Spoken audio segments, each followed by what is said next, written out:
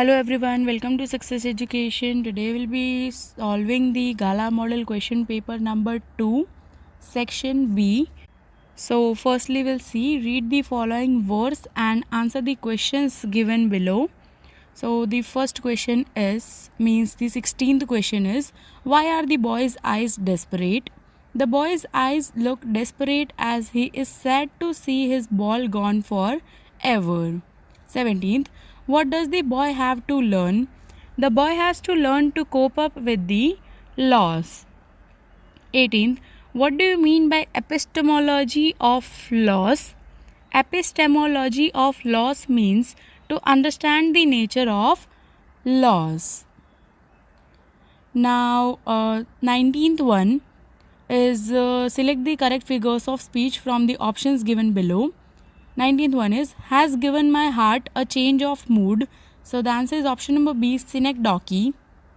20th, and mustard growled and they all looked around.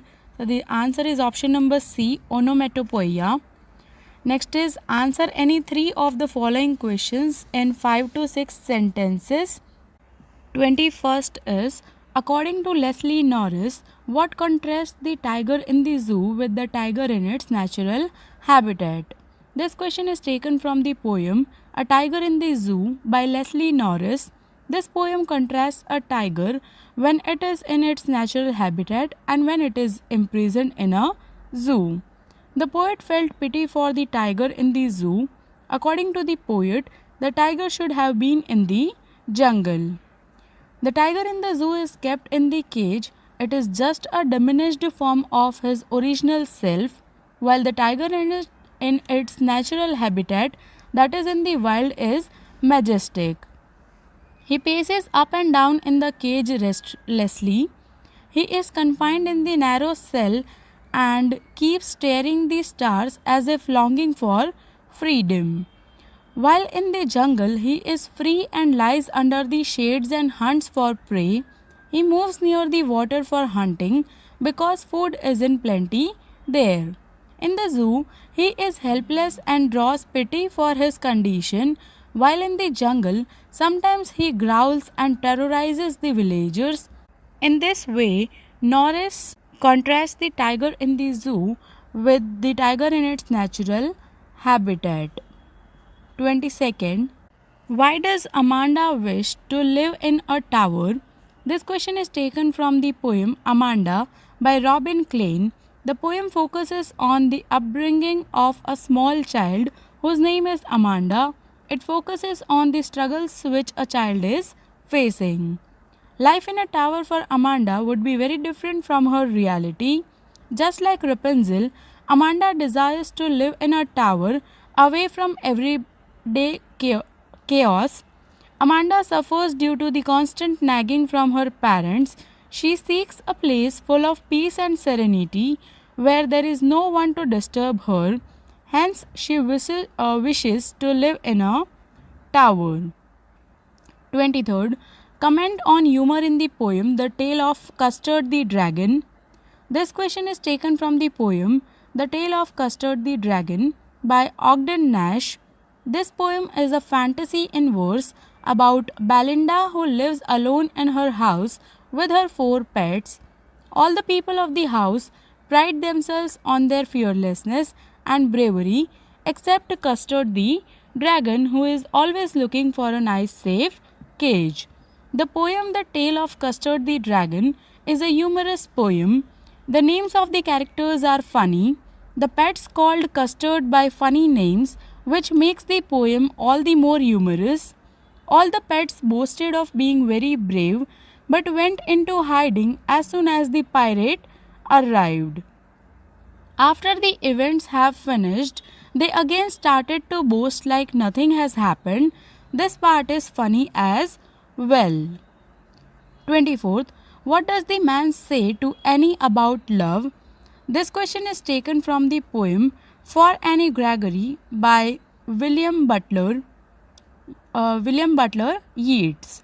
He says that it is almost impossible to find a person in your life who loves you truly. By saying truly, he means the one who loves you for your qualities and not your looks. He says that only God loves us for what we are from inside. The man says to Annie that only God loves us for what we are from inside. He says that a true lover will be the one who will love her for her inner qualities and not her looks. Physical appearance does not attract a man who is a true lover. To this, Annie says that she will change her looks by dyeing her hair into some other color. 25th. Why does the poet compare the trees with patients? This question is taken from the poem The Trees by Adrian Rich.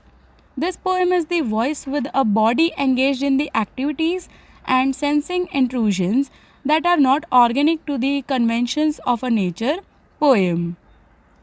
This is actually an unnatural poem that narrates the struggle of a population of trees to escape the confined surrounding of a greenhouse. The poet has used a conceit where she compares the long cramped branches that have been shuffling under the roof to newly discharged patients who look half dazed as they move towards the hospital doors after long illnesses and wait to get out of the hospital. As the hospital in the same way, as the patients want to get free from the hospital, in the same way, the trees urge to be free from the prison house. The poet shows like a human, the trees also need freedom and they can achieve it when they are in the forest, not in an artificial house. Now, next is read the following passage and answer the questions. 26th. Why was Ozable greatly annoyed? Ozable was greatly annoyed because it was the second time in a month that somebody had got into his room through the nuisance of a balcony. 27th. From where had someone entered in Ozable's room?